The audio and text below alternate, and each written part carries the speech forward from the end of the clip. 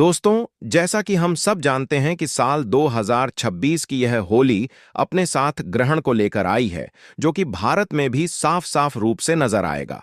दोस्तों, आज की यह वीडियो बड़ी ही खास और महत्वपूर्ण, साथ ही में थोड़ा सावधान करने वाली भी है, क्योंकि साल 2026 यानी कि वह साल जब रंगों का महापर्व होली एक ऐतिहासिक खगोलीय घटना का गवाह बनने जा रहा है। आप सबने बिल्कुल ठीक सुना। इस बार होली के रंगों के साथ आसमान में एक अजीब सी हलचल भी देखने को मिलेगी। मैं बात कर रहा हूं होली के दिन लगने वाले चंद्र ग्रहण की। हमारे हिंदू धर्म में होली, दिवाली और रक्षाबंधन जैसे त्योहार बड़े ही पवित्र और बड़े ही धूमधाम से मनाए जाते हैं। लेकिन जब इन त्योहारों पर ग्रहण का साया पड़ जाए तो खुशी के साथ साथ एक डर और शंका भी मन में बैठ जाती है। साल 2026 की होली पर कुछ ऐसा ही संयोग बनने जा रहा है। ज्योतिष शास्त्र के अनुसार होली और चंद्र ग्रहण का एक ही दिन होना एक बहुत ही बड़ा और दुर्लभ संयोग है। अभी 17 फरवरी 2026 के दिन हम सभी ने सूर्य ग्रहण को झेला।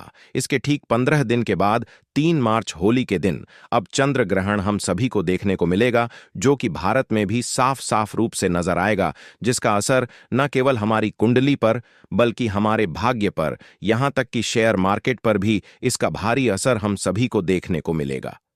इतना ही नहीं, हमारी पूजा पाठ के साथ साथ ही पूरी दुनिया के वातावरण पर भी यह भारी पड़ने वाला है। तो आज की इस वीडियो में मैं आप सभी की इसी दुविधा को दूर करने जा रहा हूं, जो कि इस वक्त आप सभी के मन में हलचल मचाए हुए हैं।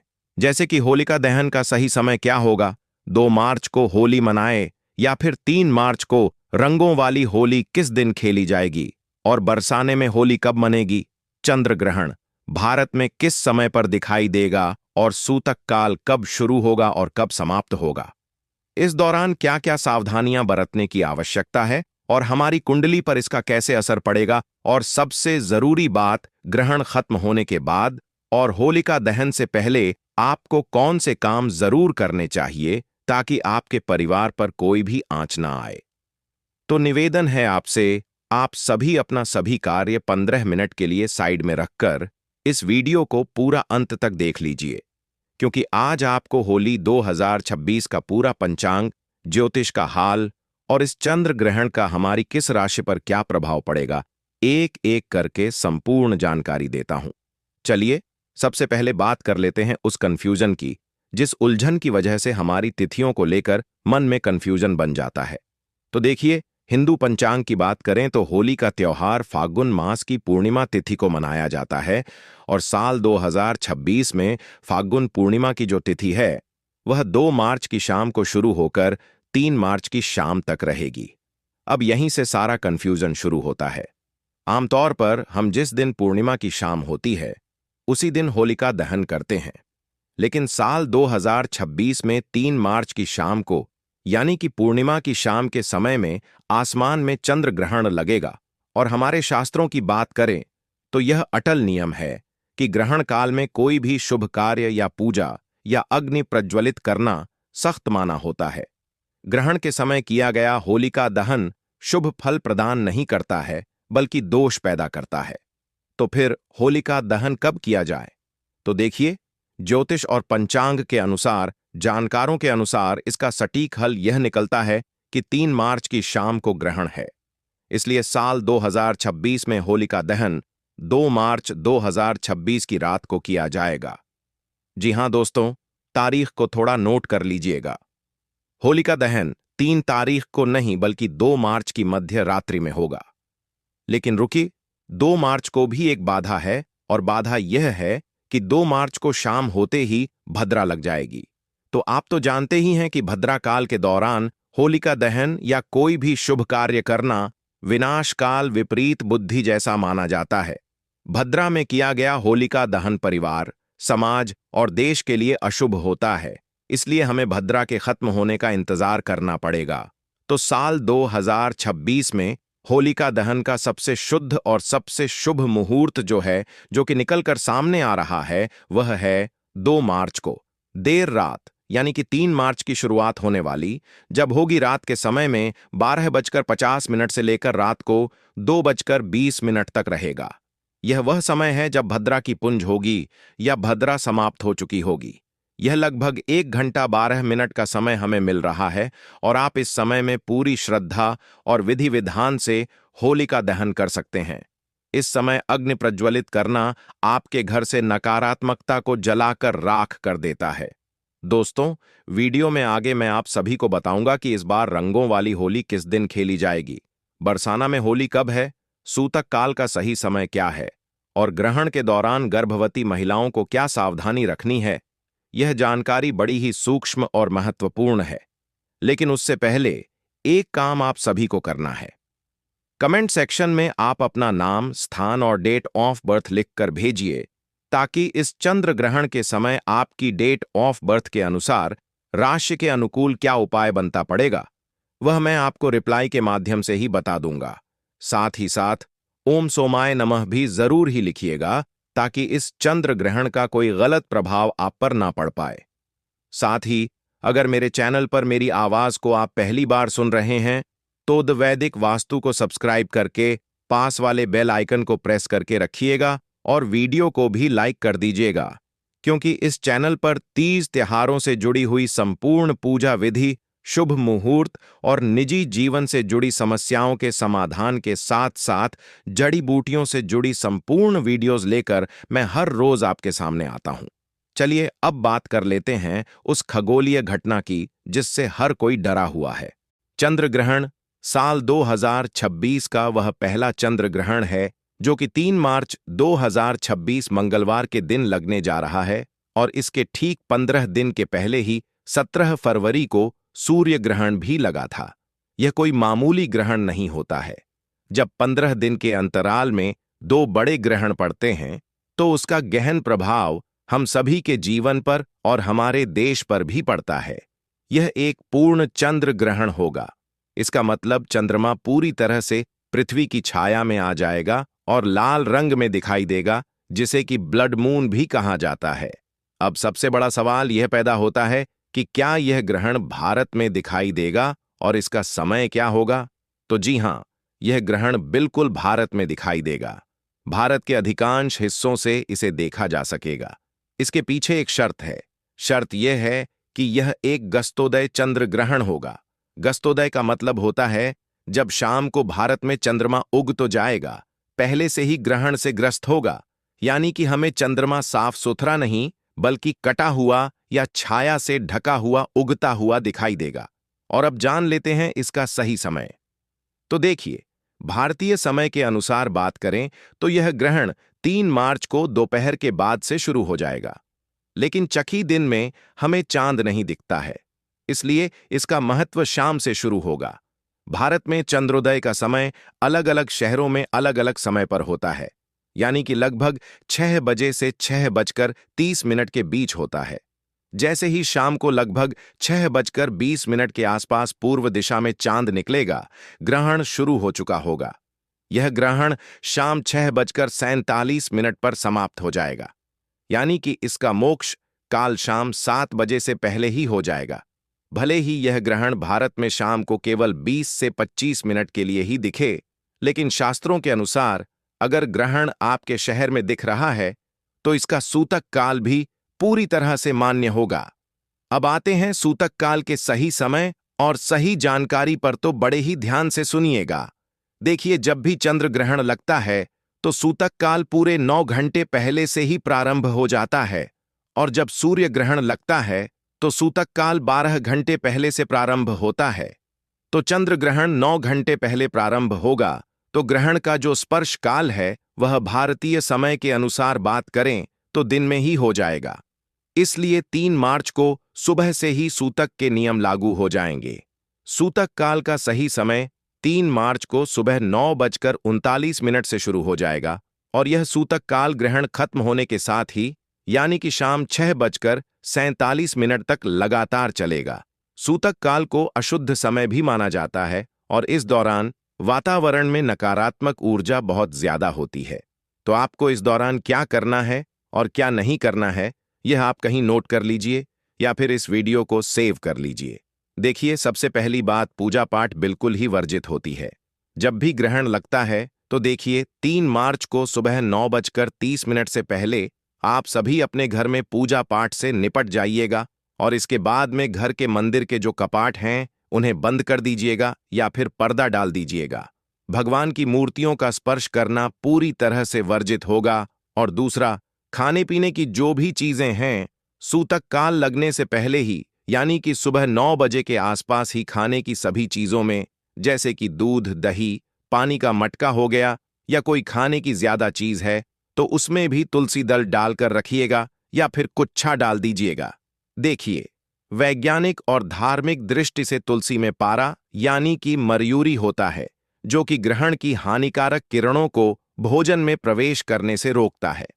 तीसरा, इस दौरान आप किसी भी नुकीली चीजें जैसे कि सुई, कैंची, चाकू का इस्तेमाल बिल्कुल भी ना करें। सिलाई, कढ़ाई भी ना करें। बस मन ही मन में मंत्रों का जाप करते रहें या फिर धार्मिक पुस्तकें पढ़ें। जो भी गर्भवती महिलाएं हैं, वह पूरी तरीके से अपने आप को कमरे में बंद कर लें ताकि कहीं से भी रोशनी ना पड़ सके। कोशिश करें कि ग्रहण काल के दौरान परिवार का कोई भी सदस्य घर से बाहर ना निकले और गर्भवती महिलाएं इस दौरान ना तो झुके और कोशिश करें कि इस दौरान अपने पेट पर गेरू का लेप लगा लें या फिर गाय के शुद्ध गोबर का लेप भी आप लगा सकते हैं। और अब सबसे बड़ा सवाल जो कि हर किसी को परेशान करके रखता है कि रंगों वाली होली कब खेली जाएगी, यानी कि धुलंडी कब खेली जाएगी। तो देखिए, आमतौर पर होलिका दहन के अगली सुबह रंग खेलते हैं, तो इस हिसाब से तो हमने होलिका दहन 2 मार्च की रात को किया। इस हिसाब से 3 मार्च की सुबह हमें रंगों वाली होली खेलनी चाहिए। लेकिन यहां ज्योतिष आड़े आता है। 2 मार्च को सुबह से ही सूतक लग रहा है और शाम को ग्रहण है, तो ज्योतिष शास्त्र कहता है कि ग्रहण के दिन उत्सव नहीं मनाना चाहिए। का दिन संयम, तप और जप का दिन होता है, न कि शोर शराबे और ना ही हुड़दंग का। इसलिए देश के बड़े बड़े विद्वानों और काशी के पंचांग के अनुसार रंगों वाली होली 3 मार्च को नहीं बल्कि 4 मार्च 2026 बुधवार को खेली जाएगी। 4 मार्च को ग्रहण का कोई साया नहीं होगा। पूर्णिमा तिथि खत्म हो चुकी होगी और चैत्र मास की प्रतिपदा तिथि यानी कि हिंदू नव वर्ष की पहली सुबह की तरह होगी। वातावरण पूरी तरह से शुद्ध और सकारात्मक हो चुका होगा।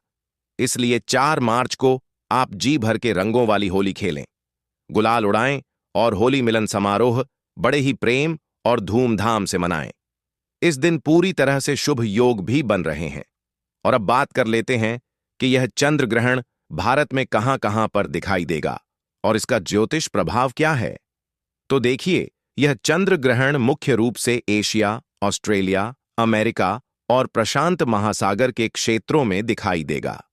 ज्योतिष की दृष्टि से यह ग्रहण सिंह राशि और पूर्वा फाल्गुनी नक्षत्र में लग रहा है। इसका मतलब यह है कि जिन लोगों की राशि सिंह है, उन्हें इस दिन थोड़ा ज्यादा संभल कर रहने की आवश्यकता है। आपको मानसिक तनाव, बेचैनी या छोटी मोटी चोट लग सकती है, तो थोड़ा सा ध्यान और सतर्क रहिएगा। सिंह राशि के अलावा कुंभ और वृश्चिक राशि वालों को भी थोड़ी सावधानी ज्यादा बरतने की आवश्यकता है। लेकिन घबराइए नहीं, उपाय बड़ा ही सरल है। ग्रहण के दौरान आप अपने गुरु मंत्र का जाप करते हुए रहें या फिर ओम नमः शिवाय महामृत्युंजय या फिर ओम नमो भगवते वासुदेवाय नमो नमः मंत्र का जाप भी कर सकते हैं। ग्रहण काल में किया गया मंत्र जाप सामान्य दिनों के मुकाबले 100 गुना से भी ज्यादा फल देता है। इससे आप घबराएं नहीं, यानी कि आपदा नहीं बल्कि अवसर माने और जितना हो सके पुण्य कमाएं और अपनी राशि पर इसका अधिक से अधिक सकारात्मक परिणाम भी पाएं। और अब सबसे जरूरी बात कि ग्रहण समाप्त होने के बाद क्या करें और होलिका दहन से पहले क्या करें।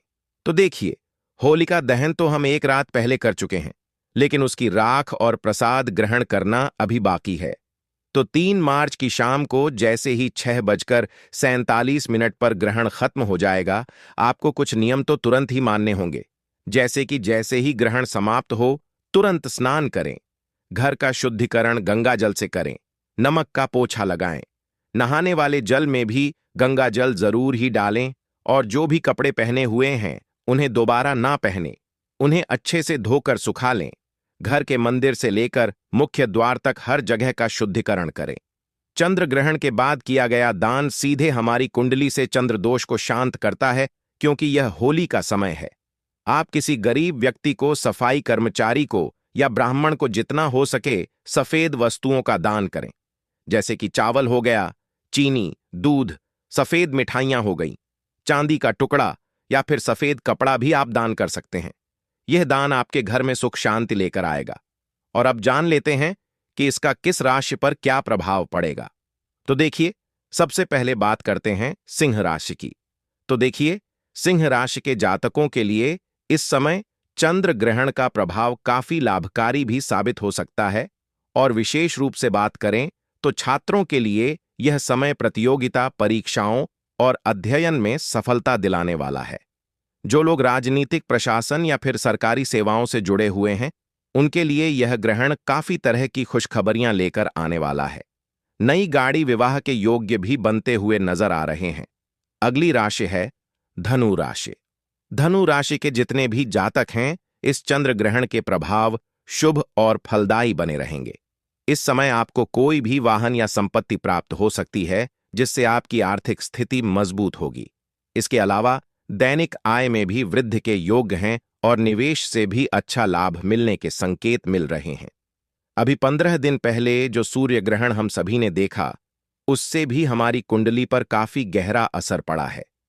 आप सबने इसे नोटिस भी किया होगा कि इन 15 दिन के समय के बीच में क्या कुछ बदलाव आप सभी को देखने को मिल रहे हैं।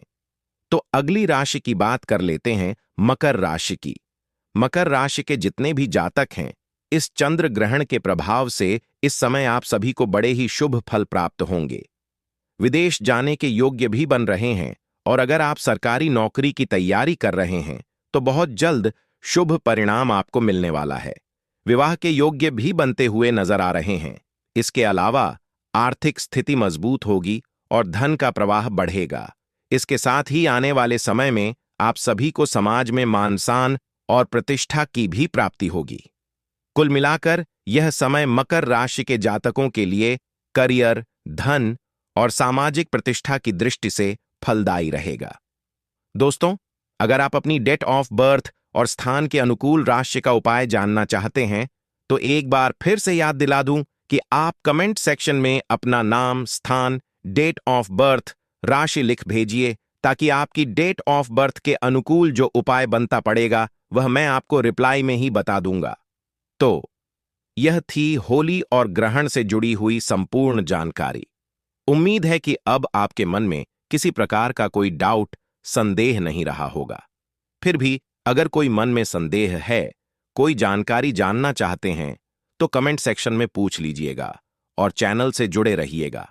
आने वाली वीडियो में बाकी के सभी राशियों का राशि का हाल मैं आप सभी को बताऊंगा, तो चैनल के साथ जुड़े रहिएगा। वास्तुशास्त्र ज्ञान को सब्सक्राइब करके पास वाले बेल आइकन को जरूर प्रेस कीजिएगा और इस जानकारी को हर हिंदू सनातनी भाई बहन के साथ शेयर ज्यादा से ज्यादा जरूर कीजिएगा। यह जिम्मेदारी मैं आप सभी को देकर जाता हूं। दोस्तों, होली के त्योहार को बुराई पर अच्छाई का जीत माना जाता है। बुराई पर अच्छाई का त्योहार बताया जाता है, पर्व बताया जाता है। होली के दिन हर प्रकार की पेड़ पौधे, जीव जंतु, यह सब चैतन्य रहते हैं, जागृत अवस्था में रहते हैं।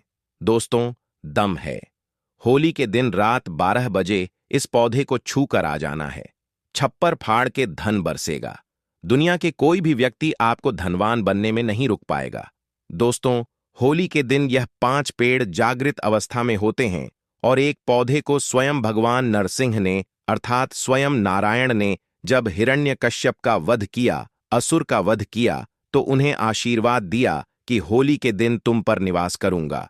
दोस्तों, होली का पर्व बहुत ही सुंदर पर्व होता है। इस समय समाज में लोग उच्च नीच, गरीबी, अमीरी की मतभेद को भूल करके आपसी प्रेम करते हैं। दोस्तों, यह खेती किसान का पर्व भी माना जाता है। यह जो होली का पर्व होता है, त्योहार है। खेती किसान का पर्व माना जाता है क्योंकि इस समय गेहूं की बाली को होली में भुना जाता है।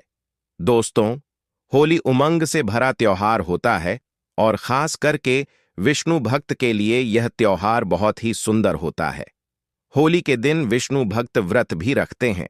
होली का दहन के लिए लोग महीने भर पहले से ही तैयारी में जुट जाते हैं और सामूहिक रूप से लोग लकड़ी हैं, उपले हैं, ये सब इकट्ठा करते हैं। आप इकट्ठा करते हैं कि नहीं करते हैं? आप हमें कमेंट सेक्शन में जरूर बताना। दोस्तों, फाल्गुन शुक्ला पूर्णिमा के दिन संध्या काल में भद्रा जब दोष रहित हो तो इस समय होली का दहन किया जाता है। होली जलाने से पूर्वलिका माता की सब विधि विधान से पूजा करते हैं। अग्नि है, भगवान नारायण है, इनके भी आहुति दी जाती है। होलिका दहन के दिन पवित्र अग्नि के चारों ओर लोग नृत्य करते हैं और लोकगीत का आनंद भी लेते हैं। और इस दिन राधा कृष्ण की लीला जो ब्रज में है यह अधिक होती है। राधा कृष्ण की जो लीलाएं ब्रज में गूंजती हैं। दोस्तों, होलिका दहन के दिन लोग अपने घर में खीर, मालपुरी और कई प्रकार की व्यंजन बनाते हैं और अपने घर की कुलदेवी को चढ़ाते हैं। क्या आप ऐसा करते हैं कि नहीं? आप हमें कमेंट सेक्शन में जरूर बताना। दोस्तों, होली के पूर्व संध्या में होली का दहन किया जाता है और इसके पीछे एक प्राचीन कथा भी है कि दत्ति का पुत्र हिरण्यकश्यप भगवान विष्णु से घोर शत्रुता रखता था। उसने अपने शक्ति के घमंड में आकर के स्वयं ईश्वर कहना अपने आप को शुरू कर दिया और अपने राज्य में घोषणा कर दिया कि केवल उसी की पूजा की जाएगी और अपने राज्य में यज्ञ है, आहुति है। देवी देवता का पूजा करवाना बिल्कुल ही बंद कर दिया और संत पुरुषों को प्रताड़ित करने लगा। दोस्तों, हिरण्यकश्यप का पुत्र भक्त प्रहलाद भगवान विष्णु का परम भक्त था। पिता के लाख कहने के बावजूद भी भक्त प्रहलाद विष्णु की भक्ति में लीन रहता था। हिरण्यकश्यप ने अपने पुत्र को मारने के लिए कई बार कोशिश की, कई बार योजना बनाई, परंतु भगवान स्वयं उसकी रक्षा करते थे। उसका बाल भी बांका नहीं कर पाया। असुर राजा के बहन होलिका को भगवान शंकर ने एक ऐसा चादर दी थी जिसे उड़ने पर अग्नि उसे जला नहीं सकती थी, और इसका नाम क्या था? होलिका। होलिका प्रहलाद को लेकर के चिता पर बैठी थी। दोस्तों, दिव्य योग से प्राचीन समय की बात है। दिव्य योग से वह चादर उड़कर के भक्त प्रहलाद के ऊपर में आ गई और होलिका के ऊपर से निकल गई, जिससे भक्त प्रहलाद की जान बच गई और होलिका माता जल गई। होलिका दहन के दिन होली जलाकर के होलिका नामक दुर्भावना का अंत और भगवान द्वारा भक्त प्रहलाद की रक्षा का जश्न मनाया जाता है। चलिए दोस्तों, मैं आप लोगों को इस वीडियो के माध्यम से बताने के प्रयास करूंगा कि ऐसा कौन सा पौधा है जिसे होली के दिन आपको स्पर्श करके आना है, छू करके आना है, और इस पौधा को स्वयं भगवान नरसिंह ने आशीर्वाद दिया था। कैसा आशीर्वाद दिया था? थोड़ा सा कथा के माध्यम से बता दो दोस्तों। वीडियो में आगे बढ़ने से पहले, जानकारी बताने से पहले सभी लोगों से निवेदन करना चाहूंगा, अभी तक वीडियो को लाइक नहीं किया है तो वीडियो को लाइक जरूर करना, चैनल को सब्सक्राइब करना, साथ ही साथ इस वीडियो को ज्यादा से ज्यादा शेयर करना, और हां, कमेंट बॉक्स में ओम नमो भगवते वासुदेवाय लिखना ना भूलना, और आप चाहे तो हैप्पी होली भैया भी लिख सकते हैं। तो दोस्तों, जिस पौधे के बारे में बताने जा रहा हूं, इस पौधे को स्वयं नरसिंह भगवान ने आशीर्वाद दिया था। जब भगवान नरसिंह हिरण्यकश्यप को मार दिए तो देखिए, असुर रूपी हिरण्यकश्यप को मारने के बाद, क्योंकि भगवान ने नाखून के माध्यम से हिरण्यकश्यप को नरसिंह देव ने मारा था, और भगवान नरसिंह जी के नाखूनों में हिरण्यकश्यप को मारने के बाद असुर रूपी रक्त उनके हाथ में बहुत ही खुजली करने लगे। जब असुर रूपी रक्त उनके हाथ में खुजली करने लगे, प्रभु नरसिंह के हाथ में खुजली करने लगे, तो नरसिंह जी ने अपनी खुजली को शांत करने के लिए एक वृक्ष है, जिस वृक्ष पर अपने नाखूनों को गाड़ दिए। इससे नरसिंह जी के तो खुजली शांत हो गया, लेकिन वह वृक्ष दर्द से कराने लगा और उस वृक्ष ने प्रार्थना की, भगवान आपने तो अपनी खुजली शांत कर दी है, पर मेरा अब क्या होगा? और यह जो असुर रूपी रक्त है, यह हमारे पेड़ में हम पर आप लाकर के छोड़ दिए हैं, इससे हम अशुद्ध हो गए हैं। और हे प्रभु, आपने जो नाखून उगाड़े हैं, इसके पीड़ा हमें दिन प्रतिदिन सताएंगे, हमें इसके पीड़ा सहन नहीं हो रही है। प्रभु, आप हमें इन पीड़ा से मुक्ति दिलाएं। इस प्रकार से प्रार्थना करने पर उस वृक्ष की जब प्रार्थना हुई तो भगवान नरसिंह ने उस वृक्ष को आशीर्वाद दिया कि हे वृक्ष, मैं तुम्हें आशीर्वाद देता हूं। जब भी होली का समय आएगा, होलिका के दिन और पूर्णिमा के दिन मैं तुम पर निवास करूंगा, और पूर्णिमा के दिन और होलिका के दिन जो होली जलाया जाता है, होलिका दहन, उस दिन इस वृक्ष पर स्वयं भगवान नरसिंह माता लक्ष्मी जी के साथ निवास करते हैं। दोस्तों, ऐसा माना जाता है कि इस दिन अगर सच्चे मन से, पूरे भाव के साथ से इस वृक्ष से प्रार्थना किया जाए, इस वृक्ष से निवेदन किया जाए, तो यह आपकी सभी प्रकार की पाप है, दोष है, कष्ट है, कला है, उसे समाप्त कर देंगे। लेकिन इस वृक्ष को छूने से पहले कुछ नियम है। इस नियम का पालन करना जरूरी है और आपको इसका 100% लाभ भी मिलेंगे। दोस्तों, इस वृक्ष को छूने से पहले आपको अपने घर से एक नारियल लेकर के जाना है और 5 बताशे लेकर के जाना है। करना क्या है? आपको 5 बताशे लेना है और एक नारियल लेना है और एक लाल रंग का कपड़ा लेना है। लाल रंग का कपड़ा ना मिलने पर आप जो है चुनरी भी ले सकते हैं। दोस्तों, एक नारियल को उस वृक्ष को भेंट करना है और 5 जो आपने बताशा रखे हैं उसे धोने में, या फिर आप जो है गूलर के जो पत्ते हैं आप उसमें रख सकते हैं। एक पत्ता का धोना बना लीजिए और इस वृक्ष के नीचे में रख लीजिए 5 बताशे को, और आपको एक नारियल भेंट करना है। आप चाहे तो 5 अगरबत्ती भी जला करके वहां पर रख सकते हैं और इस वृक्ष से प्रार्थना करना है कि हे वृक्षराज, आप हमारे गरीबी को, समस्या को और हर प्रकार के कष्ट एवं संकट को दूर करें, क्योंकि आज आपके ऊपर में माता लक्ष्मी जी तथा भगवान नारायण रूपी जो नरसिंह है, यह निवास करते हैं। मैं आपकी दोनों दिव्य शक्तियों का निवेदन करता हूं। आप पर जो दैवी शक्ति आज विराजमान है, मैं सबको प्रार्थना करता हूं कि कृपया आप जो है पूर्ण रूप से हमारे गरीबी को, हमारे समस्या को, हमारे परेशानी को, जीवन में चल रही संपूर्ण तकलीफ है, उसे आप दूर करें। इस प्रकार से आपको निवेदन करना है और क्या करना है कि इसके एक फल को लाल कपड़े में आपको बांध करके आपको ले आना है, और जब इस एक फल को लाल कपड़े में बांध करके लाएं तो उस समय यह ध्यान रखना कि पीछे मुड़ करके आपको नहीं देखना है। साथ ही साथ जब आप इस वृक्ष को एक नारियल भेंट करें और 5 बताशे भेंट करें, तो उस समय इस बात का ध्यान रखना कि भेंट करने के बाद तत्काल इस वृक्ष को नहीं छूना। इस वृक्ष को प्रणाम करना है। इस वृक्ष में निवास करने वाली दैवी शक्ति को प्रणाम करना। इसके बाद बोलना है कि हे वृक्ष, मैं आपको छूने जा रहा हूं। कृपया मेरे अंदर की जितने भी अलक्ष्मी हैं उसे आप खींच लीजिए एवं आप मुझे लक्ष्मी प्रदान करें। मेरी अंदर की जितने भी अवगुण हैं आप उसे खींच लीजिए और आप मुझे सगुण प्रदान कीजिए। मेरे अंदर जितने भी पाप हैं सबको खींच लीजिए और आप मुझे पुण्य प्रदान कीजिए, क्योंकि इसे भगवान नरसिंह देव का आशीर्वाद प्राप्त है कि कोई भी व्यक्ति इस वृक्ष को छुए, उनके सारे पाप होली के दिन स्वयं यह वृक्ष खींच लेंगे और उसे पुण्यात्मा बना देते हैं। तो इस वृक्ष को इस प्रकार से प्रार्थना करना है, फिर इस वृक्ष को छूना है। दोस्तों, इस वृक्ष का नाम है गूलर। जी हाँ दोस्तों, गूलर वृक्ष के बारे में मैं आप लोगों को कई बार जानकारी बता चुका हूं। गूलर वृक्ष एक ऐसा वृक्ष है जिसे साक्षात भगवान नारायण रूपी नरसिंह देव का आशीर्वाद प्राप्त है। भगवान नरसिंह देव ने इस वृक्ष को आशीर्वाद दिया है। दोस्तों, ऐसा माना जाता है कि होली के दिन अगर गूलर के वृक्ष को स्पर्श करके आया जाए, निवेदन किया जाए, तो आपके अंदर के सभी कष्ट समाप्त हो जाते हैं। आपके अंदर में जो अलक्ष्मी बैठी है, कुल लक्ष्मी बैठी है, वह नष्ट हो जाते हैं। आपके अंदर में जो पाप है वह दूर हो जाते हैं। आपने कैसा भी पाप किया हो वह पाप नष्ट हो जाते हैं। इस वृक्ष को छूना है और इस वृक्ष से आपको प्रार्थना करना है। दोस्तों, इसी के साथ इस वृक्ष के एक फल को आपको लाल कपड़े में बांध करके ले आना है। और कितने बजे लाना है? आपको रात्रिकालीन 12 बजे के आसपास में ही जाना है और एक फल ले आना है, और इस फल को बिना घर में किसी को बताएं आपको धन पेटी में रख देना है। जहां पर आप पैसा रखते हैं, गले वाले स्थान है, वहां पर आपको रख देना है। दोस्तों, आपके दिन दोगुनी रात चौगुनी तरक्की होगा। दोस्तों, छप्पर फाड़ करके धन बरसेगा आपके घर में। लेकिन जब भी आप यह उपाय करें, गुप्त रखना, इसके बारे में किसी को नहीं बतानी है। देखिए, कोई भी उपाय करते हैं वह तभी फल देता है जब किसी को ना बताएं। यहां तक कि आपको अपने पत्नी को भी नहीं बताना है, यहां तक कि अपने बच्चों को भी नहीं बताना है।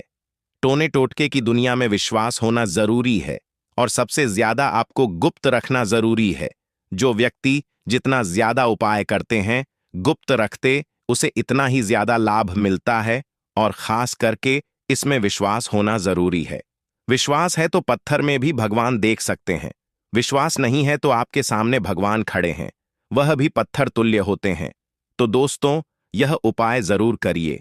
आपके जीवन में परिवर्तन आएंगे, आपके सभी प्रकार की मनोकामना पूर्ण होंगे, आपकी गरीबी